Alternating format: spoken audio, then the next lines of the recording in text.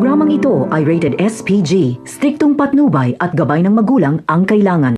Hindi nga alam ni Balatukan ang sasabihin kay Rigor, kaya mas minabuti niyang si Espinas ang paharapin dito.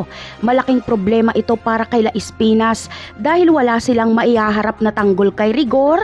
Ganun pa man ay sasabihin na lang ni Espinas na hindi pwedeng dalawin si Tanggol ngayon dahil nasa Bartolina ito. Samantala, sa pag-uwi ni Rigor at Mando ay sa kanila mapagtatanto na kamukha ni Espinas ang babaeng sospek na nasa sketch nila na nagbanggit ng pangalang Tanggol.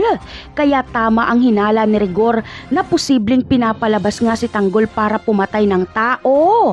Pero walang magagawa si Rigor dito dahil hindi niya kayang kalabanin si Espinas dahil mataas ang ranggo nito. Sa kabilang banda naman ay dumating na nga ang kinakatakutan ni Olga na pagharap ni Ramon na Tanggol.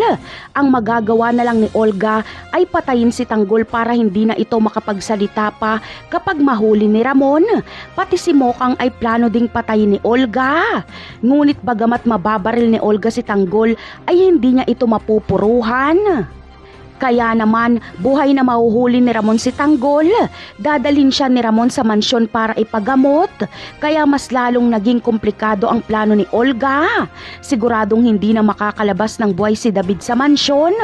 At si Olga naman ay hindi na uuwi at magtatago na lang dahil takot na takot siya kay Ramon. Napakarami pa nating dapat abangan sa mga susunod na episode. Paalam!